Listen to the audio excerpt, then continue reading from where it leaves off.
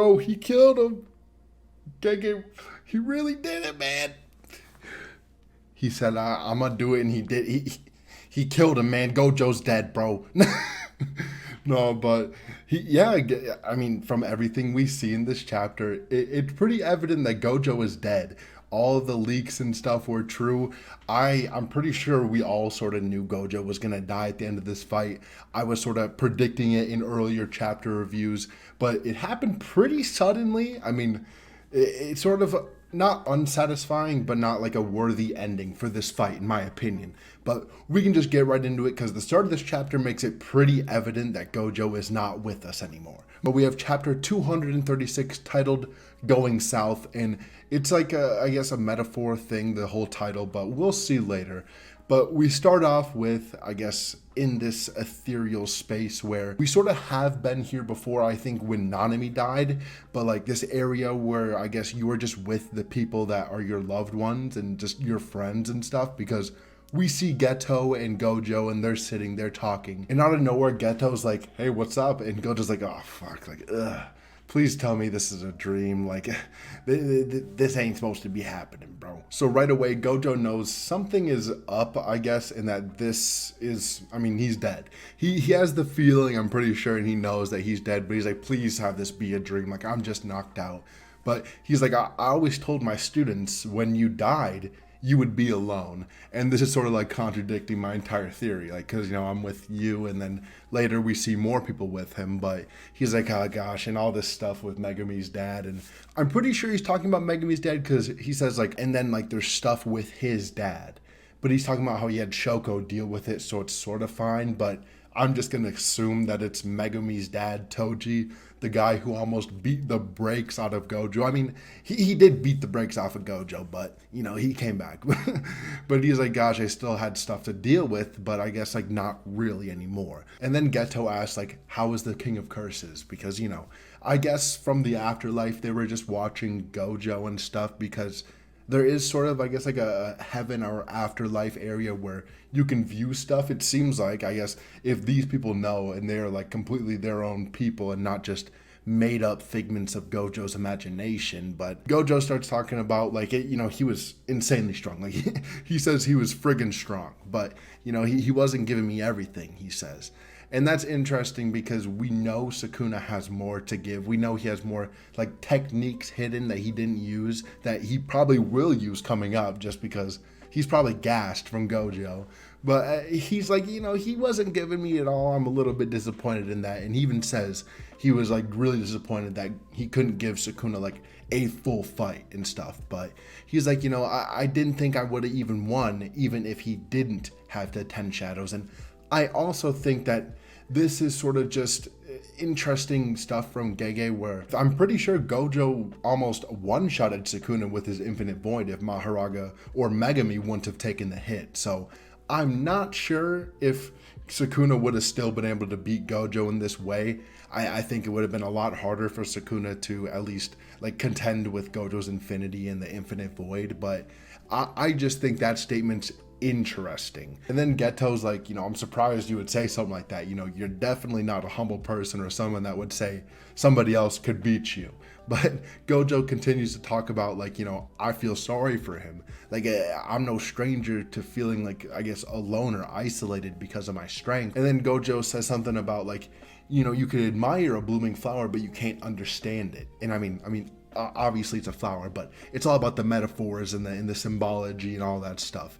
But Gojo keeps talking about how, like, you know, I put everything I had into this fight, and like I still couldn't satisfy him. Like I wasn't like able to give him a full fight where he was able to go all out. And he's like, I still had fun though. Because I mean, I'm pretty sure everybody knows that Gojo was having a great time during that fight. He was smiling like the entire time while he was fighting Sukuna. He kept like pulling out these random like quips and jokes, and he was just doing all this stuff where like this wasn't like a final battle. It's more of like Gojo's gonna go out and have fun. But at the end of the day, he got fucked.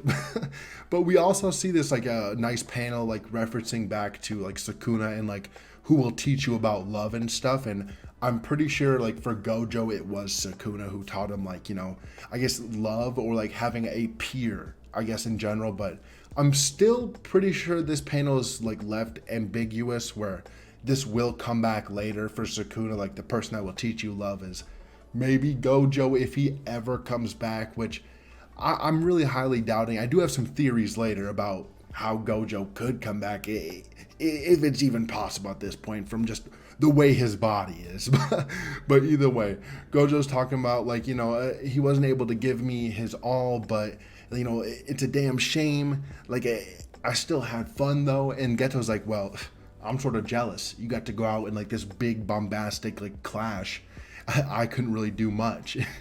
And Gojo basically says, like, I don't care about that stuff. Like, I only really wish that you were there to, like, pat me on the back on my way out. And it's just, like, too much heartfelt, sentimental stuff to be happening. So, like, you already know something bad's gonna come after this stuff, because, like, Gojo's talking about, like, I wish my friend was there at the end and all this stuff. And we know Gojo still believes that Geto was his, like, one and only, like, true friend. So it's just sad seeing all this stuff and them able to finally talk again, like, without any of this, like, Jujutsu Society, like, bullshit going around. So they're just talking about this stuff and just how they wish that they were together more. And it's nice to see them together finally, at least at Gojo's end. But then we have Gojo saying, like, something final, and he's like, well, I'm just glad that I got to die fighting someone, like, really strong. I went out the way I wanted to go out, because I'm pretty sure Gojo knew that, like, if he wasn't going to die in this fight, he was going to be, like, mortally wounded. But he's like, I'm glad I didn't go out to, like, old, like, age or, like, a disease or something. And then I think this is Nanami saying, like, what are you, a samurai? Like, that's, like, such outdated thinking, bro. But, like, then again, you survived longer than me, so I guess that thought process sort of works. And I just love that, because Nanami's, like, a realist. He's like, that thought process of you, dying the way you want to do is so, like, outdated, like, medieval Japan. But, like, you survived longer than me, so I guess, it turned out well. And just Nanami's the GOAT. But they're shown in, like, their young high school forms, so it's sort of, like, nice seeing, like, we had, like, JJK season 2 with their arc, and then we're seeing them back in the manga again around the same time. The best part is, Gojo just got sealed in today's episode, and he dies in this chapter. Like, like, of course, I think Gege does this on purpose too. Like, he's like, the anime is coming out, my boy Gojo's gone, I hate that dude, let's kill him in the manga. No, it must be either a lucky coincidence or Gege sort of planned this out to be like, I want this episode to come around this time. But who really knows? But after this, we have Nanami and Hibana talking about, like, you didn't really care about helping people or, like, saving the world and stuff. Like, you just did this stuff because you wanted to, and, like, you had fun doing it. And Hibana's talking about, like, we all, like that about you, and we all thought that you were the type of person that could handle all the missions yourself. And, like, we sort of wanted that to happen, because I think, yeah, in the newest part, in the hidden inventory arc, Nanami's talking about, like, can't Gojo just take all of these damn missions, like, after Hibana died? And I mean, obviously Gojo probably could, but, like, just, you can't have one dude doing everything. And Hibara, he's just cheering everybody up like he used to. And it's actually Hibara. I've been saying it wrong this whole time, sorry. Don't get mad. But no, Hibara, he's the GOAT. He's always, like, happy and uplifting the mood and stuff. He was nice while we had him. But Nanami's talking about how, like, I can't say I approve, but I do sympathize with what you went through, and, like, you had a fitting death. Like, you went out in a fitting way. And I mean, obviously, Nanami, he went out tragic. And Gojo even brings this up by saying, like, and how do you feel about your demise? Like, because I don't need to think about that, man. It's gonna happen soon in the anime. I mean, probably in, like, a month or two, but I don't need to think about that, man. But Nanami, he's talking about, like, I asked Mei one time, like, where should I go and live? And she said, like, go north if you want to be someone new. Go south if you want to, like, I guess, regress as a person and go back to who you were. And that's just, I guess, where we get the chapter title name, like, go south, because Gojo's going south metaphorically, because he's returning to the person he was right now, going back to those high school days, and he's dead. He's not. If he was going north, then I guess it would be different, where, like, it would be like maybe he comes back, but the chapter's saying he's going south, bro. So I'm pretty sure Gojo's out of here. And maybe this is some, like, misdirection from Gege, but I'm pretty sure Gojo's dead from this, sadly. But Nanami's like, back then I didn't hesitate moving south. Like, I'm a person who like likes to think about the past, but like I was surprised when I died betting on the future. And that's just like amazing, because we know Nanami died so that Yuji could just like continue on and like fight Mahito. Like, he didn't want to put a curse on Yuji by saying like, some sad stuff. He was like, go get him, like keep going. And that like kept Yuji, I guess, being able to go forward and get stronger and stuff, so that maybe, I guess he can beat Sukuna now somehow. I don't know. But either way, they're talking about, final moments. They weren't so bad. You had a good time out there and all that stuff. And then Gojo, he's like, hey, principal, didn't you say no sorcerers die without regrets or whatever? And like, this is contrary to Gojo right now, because he didn't really have any regrets. I mean, from what we know, he lived his life to the best way that he could. He enjoyed himself. I mean, I guess like the only regret he could have is like not saving Geto, but like the past is the past and stuff like that. But we end off this little, I guess, like heaven scene or whatever. I guess we're in the afterlife, but we end off this scene and we see Gojo smiling, we see Geto smiling, we see Nanami and all that, and then we see Riko. And I did not expect to see her, because, she's sort of like just a character that we don't really think about that often, but in Gojo's eyes, I guess like she was sort of central to his like development, I guess. I mean, I guess like all the stuff that happened to her really like put like a lot of stress and stuff, and made Gojo think about the world differently, I guess, because even Geto, he was completely changed by the event and he left. So I guess Riko has like a part in Gojo's heart somewhere. That was a good rhyme. But either way, after all this stuff, Gojo says, I hope that I was not dreaming after all this. So, at the start of this, he was like, I hope this is a dream, because, I don't want to be here. But now he's like, oh, wow, this like was good. I had a good time. I hope, I'm dead now.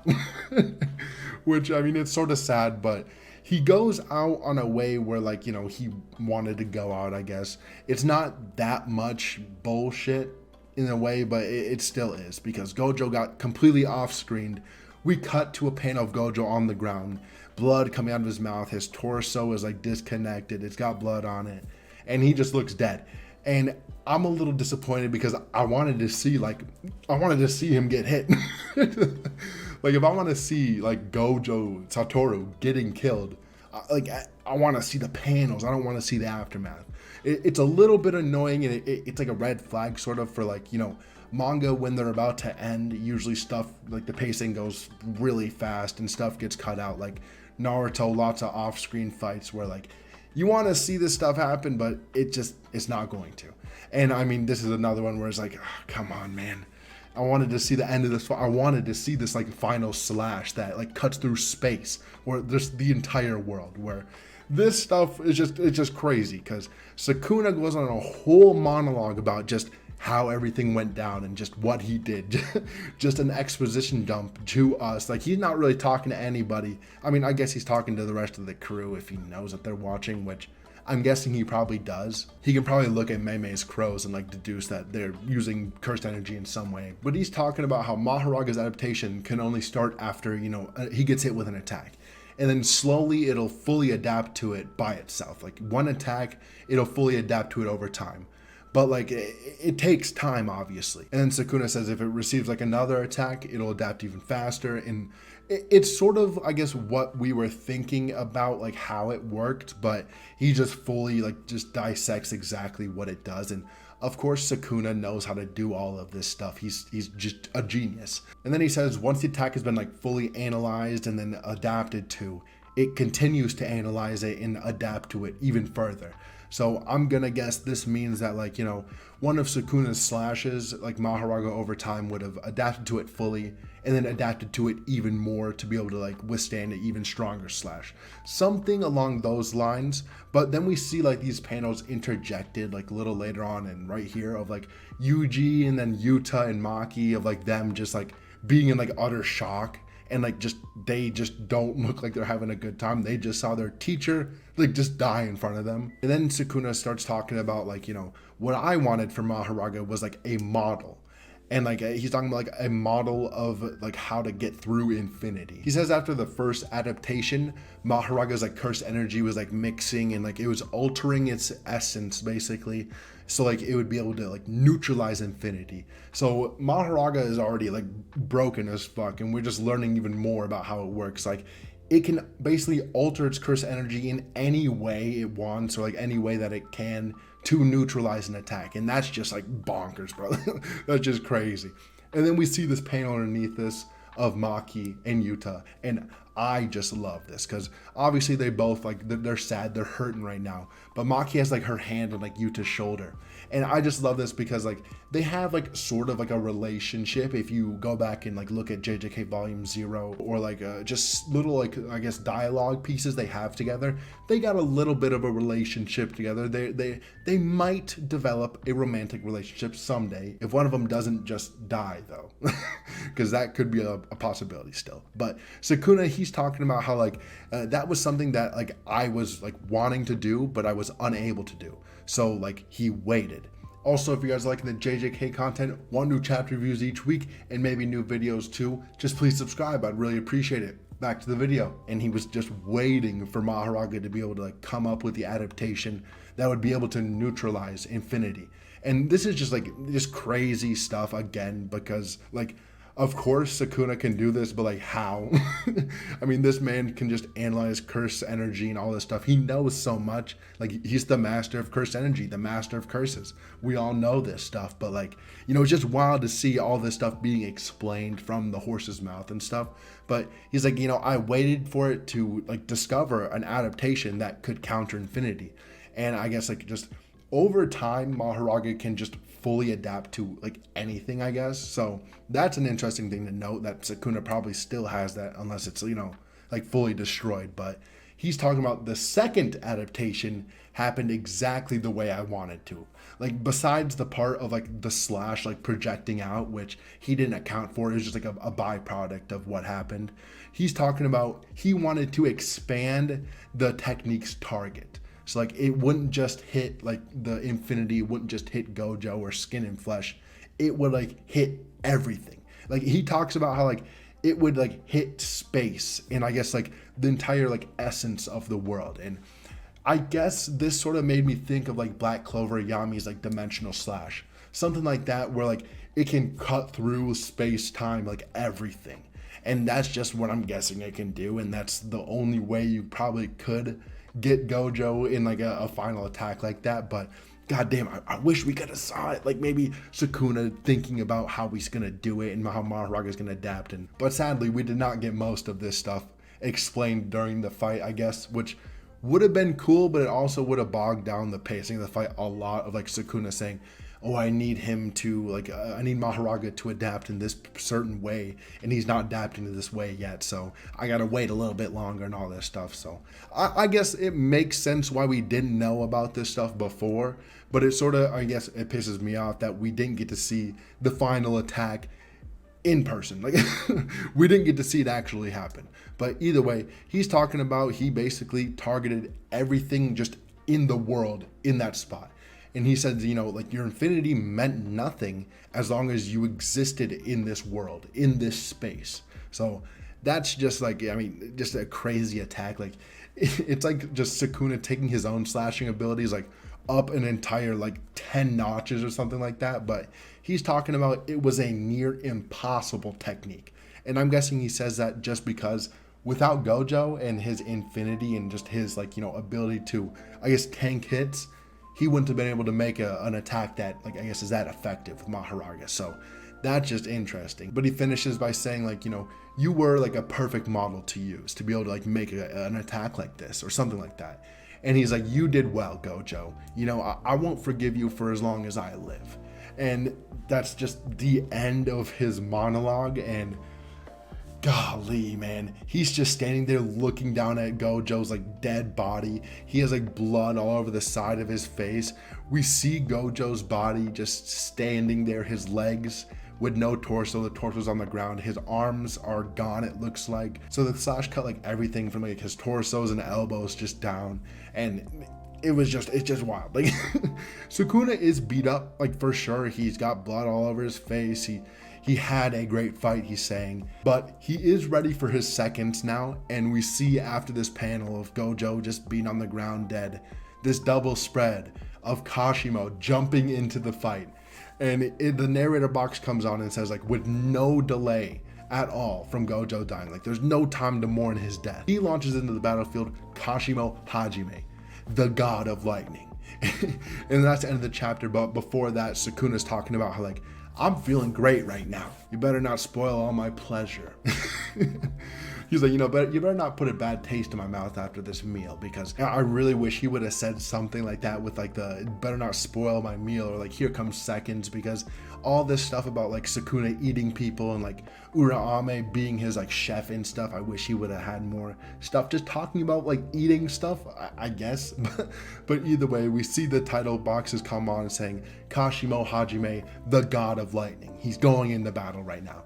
And then we have the final little editor box or whatever it's called, and it says dashing towards near certain death. Not just certain death, not that tragic or that far, just near certain death. So we're getting close. I'm pretty sure Kashimo's just gonna die. I don't really see him being able to put up more of a fight, I guess, than Gojo. Besides his one hit, I guess, curse technique or whatever it's called, where he can only use it once. Maybe that's gonna do something, but this fight between Gojo and Sukuna is done. Like there is really nothing else left that Gojo can do. I mean, there are ways that he can come back to life. I really don't think they're plausible or possible, like, at all, but there are still ways. But either way, this chapter ends and we have no break next week, which is like, it's huge, because we get to see maybe Kashimo's like final curse technique, or like his stuff at the end, or maybe he's gonna use it and like it kills him in some way. I don't know, but either way, I don't think he has anything left for Sukuna. Or Sukuna's just gonna not care about him at all. He's like, don't spoil my pleasure. You're gonna just stomp everybody else from here on out. No, but either way, I do think Gojo, he's down for the count. I said it a few times in this review.